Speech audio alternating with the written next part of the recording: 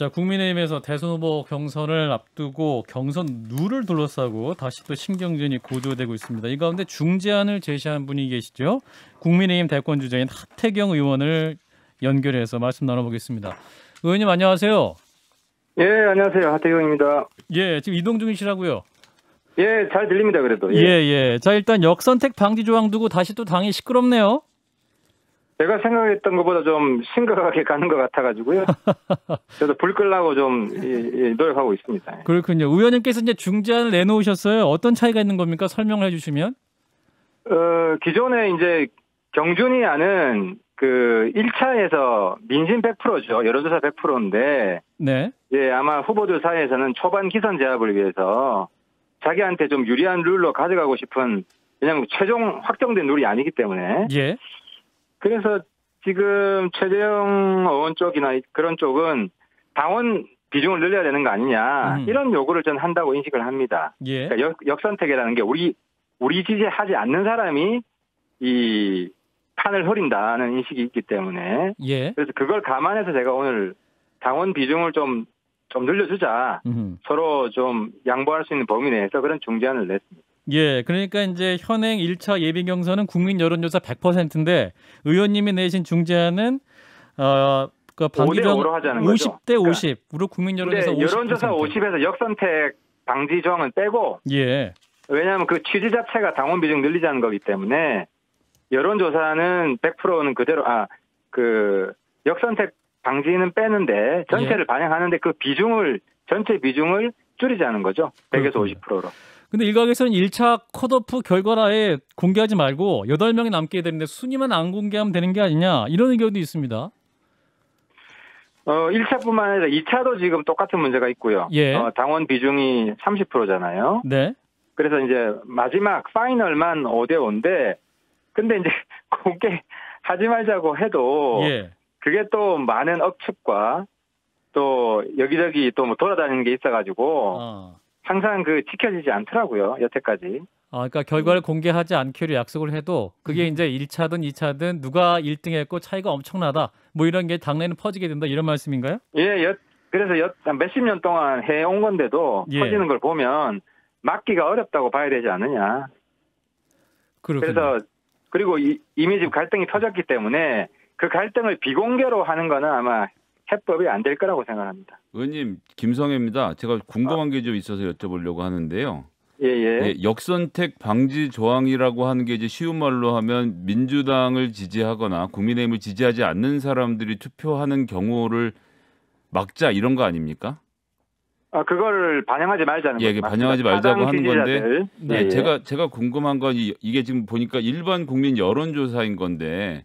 예. 여론조사엔 1,000명이 참여를 하고 5천만 국민 중에 1,000명한테 뭐 한 3, 4천 명한테 전화를 하겠죠, 어쨌건.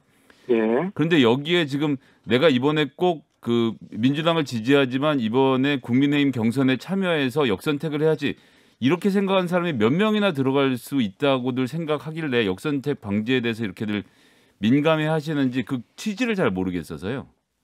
그래서 제 입장도 사실은 그 지난 보궐선거, 서울 부산시장 보궐선거를 보면 당은 민주당을 지지하더라도 혹은 다른 당을 지지하더라도 후보는 우리 후보를 지지한 경우가 꽤 많아요. 예. 그리고 저 같은 경우도 이제 총선 때 보면 민주당을 지지하더라도 저를 지지한 사람이 꽤 많고, 이게 대선 때는 사실 간발의 차이로 이기는 그 원인이 되거든요. 그래서 저는 확장성이 가장 중요하다, 대선판에서는. 그래서 역선택 방지 조항 넣는 것 자체를 제가 결사반대합니다. 그래서 이번 냈던 중재안도 여론조사 역선택 방지를 넣지 말고 그냥 당원 비중을, 지금 우리가 여론조사와 당원 이렇게 그 배합하는 룰이지 않습니까? 그래서 당원 비중을 늘리는 걸로 타협하자, 이렇게 중재안을 낸 겁니다. 예. 근데 이제 그걸 안 믿는 사람이 있어요. 민주당 지지자분들이 워낙 그 영리해서 약한 후보를 전략적으로 밀어서 그 후보를 대선 후보로 만들려고 한다는 의심이 있어요.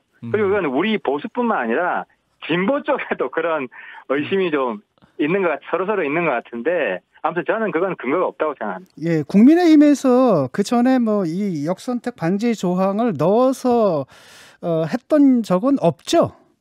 선출직 경우에는 한 번도 없습니다. 그렇죠. 예. 한 번도 없고 오히려 당직, 당대표를 뽑는 선거에서는 한 적이 있는데요.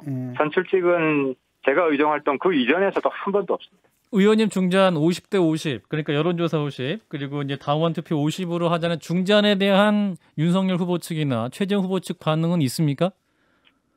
제가 오늘 제안을 한 거라서 좀 기다려봐야 될 것 같고요. 예. 어쨌든 본질은 그쪽도 당원 비중을 늘리자는 게 본질이 아니냐 하는 생각이고 예. 또 홍준표 후보나 유승민 후보도 왜냐하면 파이널이 5대5잖아요. 네네. 파이널이 5대5기 때문에 3차에서. 뭐 1차나 2차도 5대5로 하더라도 그분들은 어느 정도 양해가 되지 않을까 하는 차원에서 어차피 정치가 서로 타협하고 조금씩 절충해가면서 이제 만들어가는 거기 때문에요. 그렇게 제안을 한 겁니다. 자, 이어서 의원님 공약에 대해서 좀 여쭙겠습니다. 예. 출산 장려금 폐지하자 공약을 내세우셨어요? 예. 현재 지원되는 출산 장려금 출산율 높이는 데 일정 부분 효과도 있다라는 연구도 있는데 왜 폐지하자는 말씀이신가요? 효과가 근데 저희들이 검토해보니까 없더라고요. 그러니까 효과 있다는 연구가 네네. 특정 지방에서 출산 장려금 많이 주니까 예. 그 출산율이 높더라 하는 건데 거기도 몇 년 지나니까 다 이사 가요.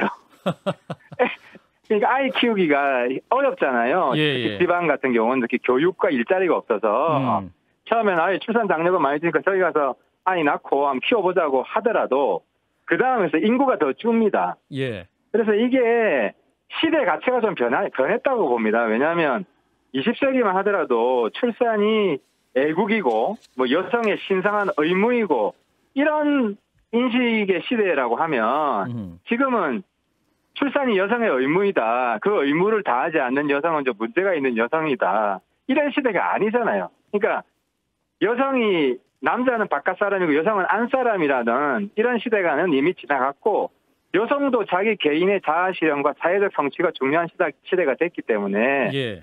출산을 마치 여성의 의무처럼 남성이 국방의 의무가 있듯이 여성의 의무처럼 부과하던 그런 시대가 지나간 상황에서 출산 장려 정책은 좀 낡은 인식과 정책이다라는 겁니다. 그러니까 출산이 의무라고 이제 정부가 말하는 건 아닌 것 같고 워낙 여성들의 환경이 어렵기 때문에 이런 정책을 만든 것이고 여성단체는 이렇게 얘기를 합니다. 그러니까 재정적, 행정적 지원을 대폭 늘려도 모자랄 판에 그나마 지원하던 것마저 아무 대책 없이 폐지하면 어쩌자는 것이냐 이렇게 말을 하는데 어떻게 답하시겠습니까? 그래서 여성단체 좀 오해가 있는 게 예. 제가 막 아동 보육 이런 걸 폐지하자는 게 아니고요. 예.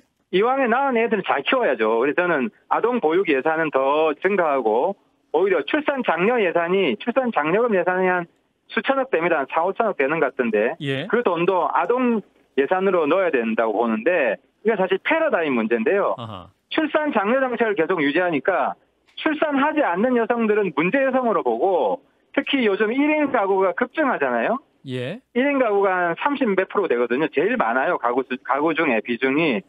1인 가구는 역차별을 받습니다. 예를 들어서 아파트 청약할 때도 1인 가구 트랙은 없어요. 그래서 아이를 낳지 않는 여성을 문제 있는 여성 그리고 아이를 낳지 않는 집안은 문제 있는 부부 이렇게 보는 인식에서 벗어나기 위해서라도 출산을 선으로 보고 그래서 출산 장려 정책이라는 거는 어쨌든 출산을 선으로 보는 것이 이런 기본 알겠습니다. 바탕이 깔려 있다는 거죠. 그럼 의원님 이 관련돼서 출산 장려금 예산을 아껴서 여기다 쓰자 이런 안까지 있으신 건가요?